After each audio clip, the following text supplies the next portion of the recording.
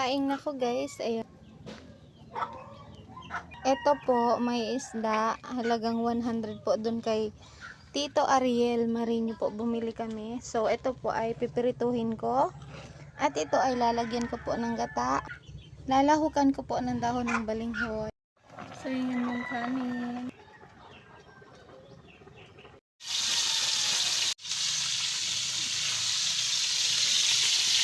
So, mag-init muna tayo guys ng tubig. Tapos, ito na yung pinrito ko.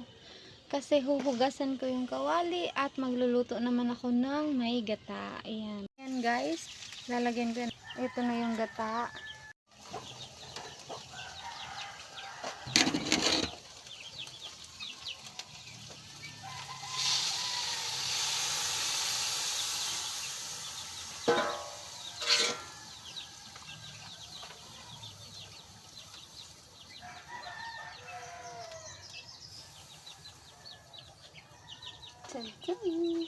Ayan.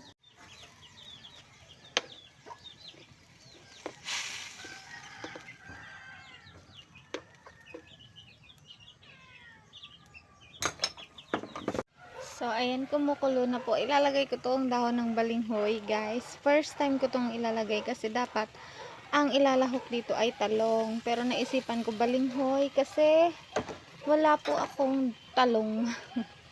So, balinghoy lang ang meron. So, sana perfect naman. Walang something.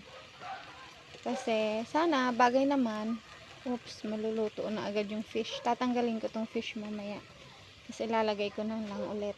So, yan na po guys. Yung inihaon ko munang isda kasi baka ma-overcook.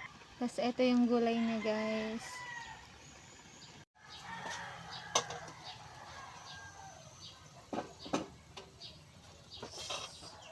Lipat natin siya dito guys.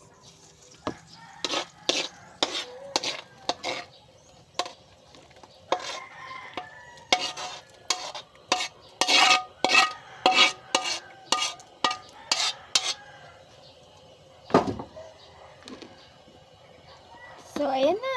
Naluto na yung ulam natin na may gata.